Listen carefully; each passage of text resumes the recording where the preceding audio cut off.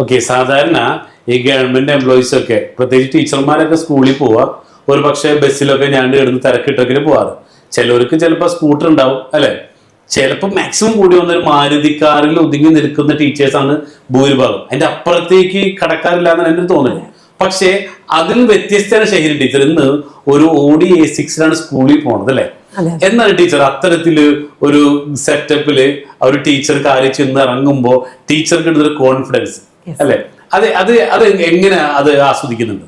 അതെ, സാർ പറഞ്ഞ കറക്റ്റ് ആണ്. സാധാരണ ഒരു ജോലി, ഒരു എംപ്ലോയി ആയിട്ടിരിക്കുന്ന ഒരു വ്യക്തിക്ക് ഒരു പ്രീമിയം ലെവലിലേക്കുള്ള വാഹനങ്ങളെ കുറിച്ച് ചിന്തിക്കാൻ, കാരണം അവർക്ക് അത് ഏൺ ചെയ്യാന്ന് പറയുന്നത് ഒരു ബുദ്ധിമുട്ടുള്ള കാര്യമാണ്. ഈ പറഞ്ഞതുപോലെ അവർക്ക് മന്ത്ലി കിട്ടുന്നത് അതിന് തികയാതെ വരും.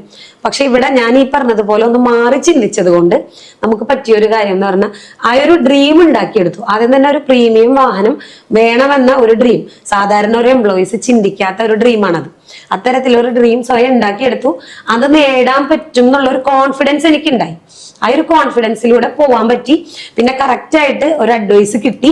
അങ്ങനെ എല്ലാം കൂട്ടിച്ചേർത്തപ്പോഴാണ് ഒരു പ്രീമിയം വാഹനം വാങ്ങാൻ വേണ്ടി പറ്റിയത്. ആ പ്രീമിയം വാഹനം വാങ്ങിയപ്പോൾ സത്യം പറഞ്ഞാൽ ഇപ്പോൾ ഒരുപാട് അധ്യാപകർ വർക്ക് ചെയ്യുന്ന ഒരു സ്കൂളാണ്. അവിടെ വാഹനം ഓടിച്ച് വരുന്ന വളരെ കുറച്ച് ടീച്ചർമാരേ ഉള്ളൂ.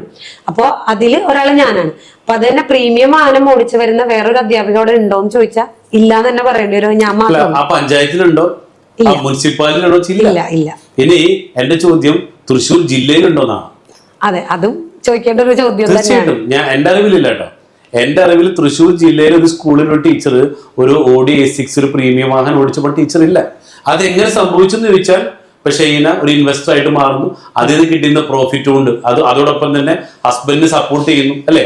അപ്പൊ സാധാരണ ടീച്ചേഴ്സ് സ്കൂൾ കഴിഞ്ഞ് വന്നു, ബാക്കി വീട്ടിലെ കാര്യങ്ങൾ ചെയ്യാൻ ഞാൻ ടീച്ചറല്ലേ എന്നൊരു ഭയങ്കര അല്ലെ ആ രീതിയിൽ പോകുമ്പോ ഷഹീന ടീച്ചർ വ്യത്യസ്തമായിട്ട് എഫേർട്ട് എടുത്തിട്ട് ഹസ്ബൻഡിനെ സപ്പോർട്ട് ചെയ്യുന്നു.